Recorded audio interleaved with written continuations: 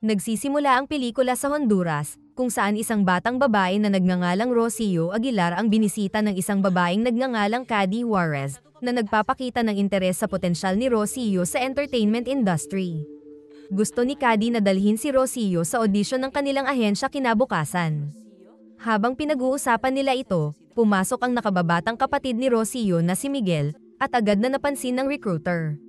Kinabukasan, dinala ng kanilang ama na si Roberto ang mga bata sa audition na ginanap sa isang silid ng motel. Nagpaalam siya sa kanila habang sumasali sa iba pang mga batang naroon na. Inutusan ni Cady si Roberto na sunduin ang mga bata kinabukasan bago niya isinara ang pinto.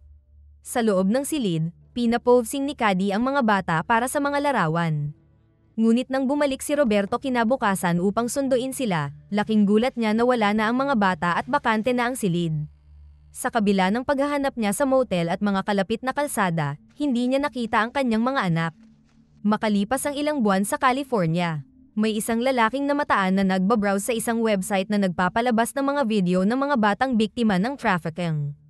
Hindi niya alam na minamanmanan siya ng mga ahente mula sa Homeland Security Investigations.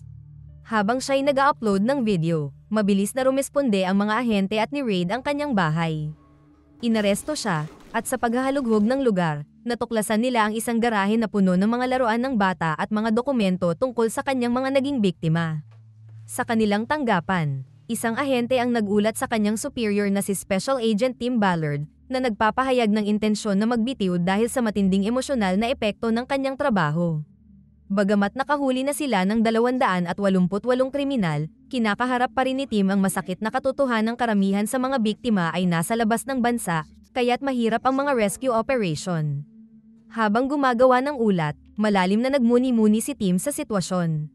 Nagpasya siyang harapin si Ernst Osinski, ang lalaking bago lang niyang inaresto.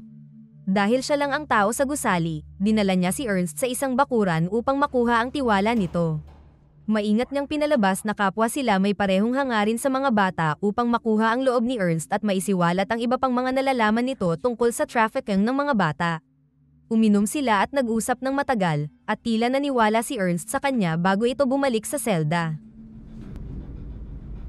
Sa kanilang tahanan, kapansin-pansin ang bigat ng dinadala ni Tim dahil sa konsensyang bahagi ng kanyang trabaho, isang bagay na nauunawaan ng kanyang asawa at mga anak. Kinabukasan, humingi siya ng pahintulot na ipagpatuloy ang operasyon kasama si Ernst at pinayagan siyang magpatuloy sa loob ng isang linggo upang patibayin ang tiwala ni Ernst. Pansamantalang pinalaya si Ernst kapalit ng pangakong makakatulong si Tim na mapawalang bisa ang kanyang 30 taong sentensya, basta't bigyan siya nito ng isang bata. Matapos ang pag-aalinlangan, pumayag si Ernst at inayos ang pakikipagkita sa kanyang kontak. Ipinakita niya kay Tim ang isang larawan ni Miguel na siyang target nilang bata. Matapos makumpirma ang turnover kinabukasan, ipinakita ni Tim ang tunay niyang pakay at muling inaresto si Ernst, patunay ng kahandaang isugal ang lahat upang labanan ang child trafficking. I trusted you. Never trust a pedophile. Kinabukasan, nakapwesto na sina Tim at ang kanyang mga kasama sa border ng bansa, inaabangan ng kontak ni Ernst. Pagdating nito, maingat nilang sinuri ang mga pasaporte, kabilang ang kay Miguel. Nang makumpirma ang pagkakakilanlan, agad na inaresto ni Tim ang lalaki at nilapitan ang sasakyan upang makausap si Miguel. Takot ang bata, ngunit mahinahon siyang tinanong ni Tim sa wikang Espanyol kung ano ang kanyang tunay na pangalan, at dinala siya sa ospital upang ipasuri. Matapos ang masusing pagsusuri, kinumpirma ng nurse ang mga palatandaan ng kamakailang pang-aabuso kay Miguel. Sa isang tahimik na kainan habang sila'y kumakain, mas nakilala ni Tim si Miguel at nalaman niyang 8 taong gulang pa lang ito. Nagpakilala siya bilang Timoteo, nakapareho ng pangalan na nakasulat sa kwintas ni Miguel, isang regalo na galing sa kanyang kapatid na si Rocio. Ang coincidence na ito ay nagpatibay ng koneksyon sa pagitan nila. Habang nag-uusap, ipinahayag ni Miguel ang kanyang pag-asang matagpuan si Rocio. Nag-flashback si Miguel sa kanyang mapait na karanasan. Isinalaysay niya ang takot, kalituhan, at ang nakakatakot na sandali nang siya ay binili ng kontak ni Ernst sa Tijuana. Ang alaala ay nagbigay linaw sa malupit niyang pinagdaanan. Sa kasalukuyan, sa isang emosyonal na tagpo sa paliparan, muling nagkita si Miguel at ang kanyang ama na si Roberto. Kitang-kita ang kaluwagan at kaligayahan sa kanilang yakapan. Si Tim, na tahimik na saksi sa maselang tagpong iyon, ay nagpaalam kay Roberto at sinabi na si Miguel ay posibleng nasa Tijuana ng halos 3 buwan.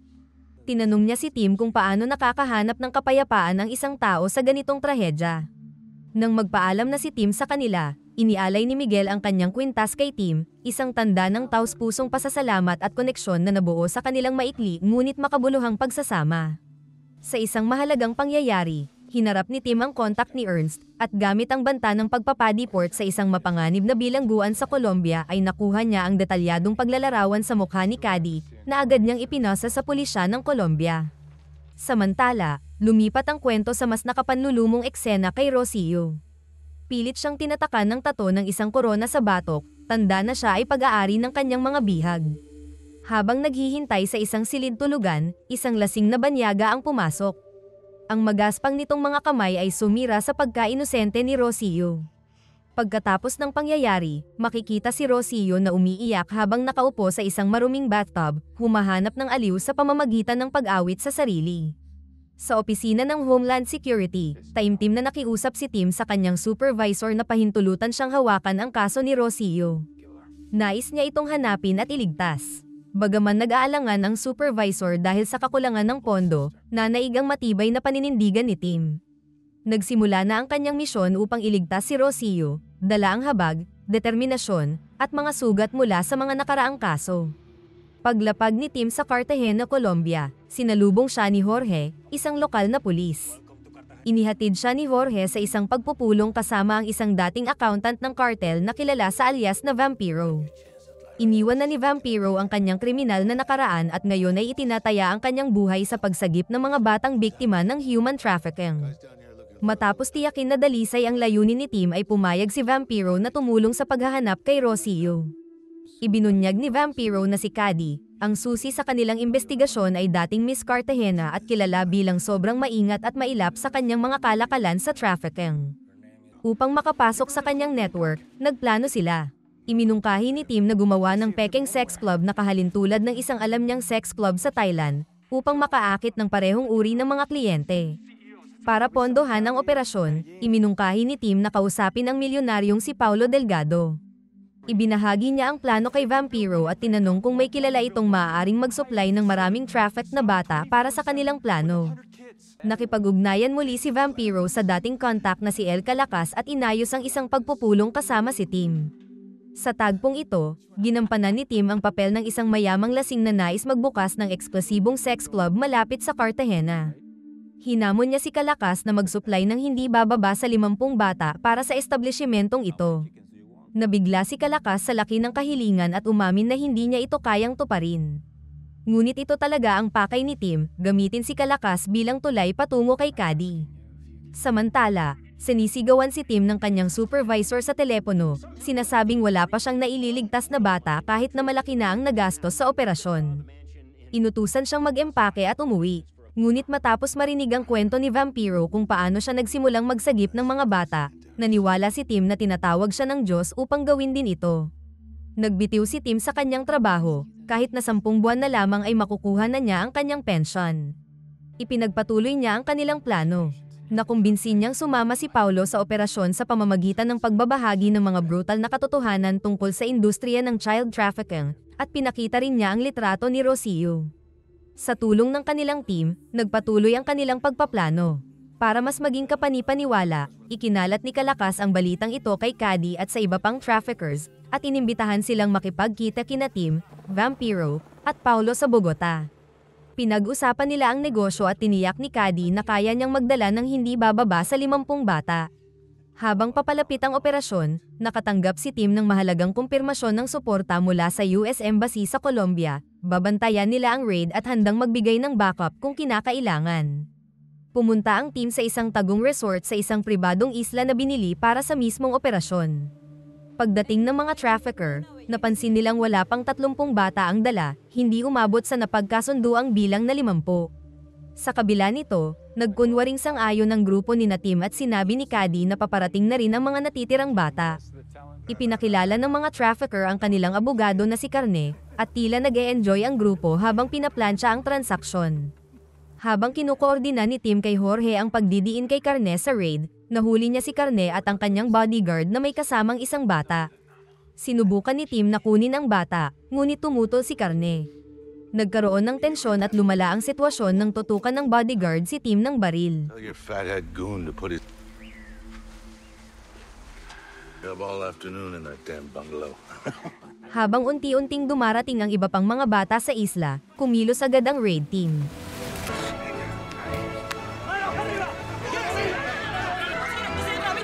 Bilang bahagi ng plano upang palabasing si Carne ang impormante, ipinahuli rin sina Tim at ang kanyang grupo habang nagkakagulo.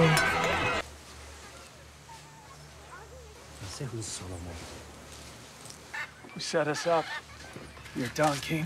Matapos ang operasyon, ipinaalam ni Jorge kay Tim na matagumpay nilang nailigtas ang 54 na bata. Ngunit bittersweet ang balita, hindi kasama si Rocio sa mga nailigtas.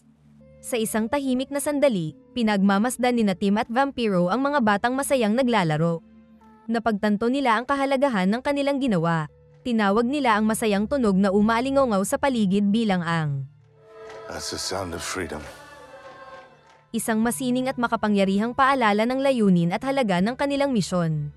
Sa istasyon ng pulis, isang mahalagang tagumpay ang naganap nang makakuha si Jorge ng mahalagang impormasyon mula sa isa sa mga naarestong human traffickers. Ang impormasyon ay nagtuturo sa isang kilalang kriminal na kilala sa alias na El Alacran na siyang bumili kay Rocio. Ibinunyag ni Jorge na malamang na si Rocio ay hawak sa isang kagubatang rehiyon malapit sa lugar na kontrolado ng mga rebelde sa Colombia. Sa kabila ng panganib ng isang rescue operation, iminungkahi ni Vampiro ang isang matapang na plano, ang pasukin ang lugar sa pagkukunwaring isang doktor. Agad na sumang-ayon si Tim sa plano. Sa tulong ni Jorge, binigyan sila ng pekeng dokumento at kumonsulta sila sa mga tunay na doktor upang maghanda sa kanilang undercover mission sa kampo ni Alacran.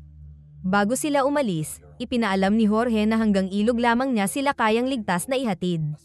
Binigyan niya sila ng GPS tracker na kailangang itanim sa kanilang katawan, isang malungkot na hakbang kung sakaling hindi sila makaligtas.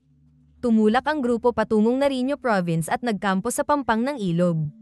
Sa isang nakaaantig na sandali, nagpadala si Tim ng huling mensahe sa kanyang asawa, naghahanda para sa operasyon sa Bukang Liwayway. Inalok ni Jorge si Tim ng baril, ngunit tumanggi ito upang mapanatili ang kanyang pagkukunwari bilang isang doktor. Si Tim at Vampiro ay naglakbay sakay ng bangka, ngunit sa kalagitnaan ng biyahe, hinarang sila ng mga armadong lalaki na agad nagpaputok at pinaghihinalaang sila'y mga maniniktik. Sa huli, nakumbinsi ni Tim at Vampiro ang mga lalaki na sila ay mga doktor. Ngunit pinayagan lamang si Tim na magpatuloy sa kampo ni Alacran, kaya't iniwan niya si Vampiro at sumama sa mga rebelde. Samantala, patuloy na mino-monitor ni Jorge ang sitwasyon at nakatanggap siya ng nakakabahalang balita, si Tim ay mag-isang tumatahak sa teritoryong kontrolado ng mga rebelde. Pagkatapos ng mapanganib na paglalakbay sa masukal na kagubatan at malawak na taniman ng kakao kung saan pinapahirapan ang mga alipin ay narating ni Tim ang puso ng kampo ni Alacran. Nakipag-usap siya kay Alacran, sinabing kailangang bakunahan ang kanyang mga tauhan laban sa kumakalat na kolera. Ngunit ang malamig at tila reptilyang mga mata ni Alacran ay walang pakialam sa kalusugan ng kanyang mga tauhan. Habang naglilibot si Tim sa kampo, napansin niya ang mga batang dinudurog ang mga dahon ng kakao. Sa mga ito, nakita niya ang isang batang babae na may tato ng korona sa batok, si Rocio. Tinawag niya ang pangalan nito at nang siya'y lumingon, nakumpirma niyang siya nga ito. Nilapitan ni Tim si Rocio at palihim siyang tinanong kung saang bahay siya nakatira. Ngunit biglang naputol ang kanilang usapan nang ipatawag siya ni Alacran. Pagsapit ng gabi, habang nagiinuman si Alacran at ang kanyang mga kasamahan, natagpuan ni Tim si Rocio na natutulog sa isang kubo. Maingat niya itong ginising, ngunit dahil sa trauma ay napasigaw si Rocio. Narinig ito ni Alacran at agad na nagtungo roon upang tingnan si Rocio. Mabilis na nag-isip si Tim at sinabihan si Rocio na sundin lang ang kanyang mga sasabihin kung ayaw nilang parehong mapatay sila ni Alacran. Pagdating ni Alacran, nagsinungaling si Rocio na nagkaroon lamang siya ng bangungot kaya siya napasigaw, habang si Tim ay nagtago sa ilalim ng kama. Nang tangkaing galawin na ni Alacran si Rocio, agad na kumilos si Tim, taglay ang matinding pagnanais na protektahan si Rocio. Hinarap niya si Alacran at nagkaroon ng mabangis at despiradong labanan. Sa matinding tensyon, nagwakas ang sagupaan sa pagkakatarak ni Tim ng patalim kay Alacran, dahilan ng pagkamatay nito. Sa wakas ay naalis na ang agarang banta, At pinakalma ni Tim si Rocio at siniguradong ligtas na sila. Naglakas loob silang tumakas mula sa kampo. Nang makatakas, isa sa mga tauhan ang nakadiskubre ng bangkay ng kanilang boss at agad na nagpadala ng babala sa iba pang mga tauhan upang hanapin si Tim. Nagkaroon ng tensyon habang naghahanap ang mga tauhan ni Alacran sa kadiliman ng gabi. Natagpuan nila si Tim at Rocio habang pinapaandar ang makina ng isang ninakaw na bangka. Narating nila ang pampang kung saan naghihintay sina Vampiro at Jorge. Ngunit dumating din ang mga tauhan ni Alacran at nagpaputok habang sila ay tumatakas sakay ng sasakyan. Sa isang matinding habulan at putukan, milagrosong nakatakas ang grupo na walang nasugatan.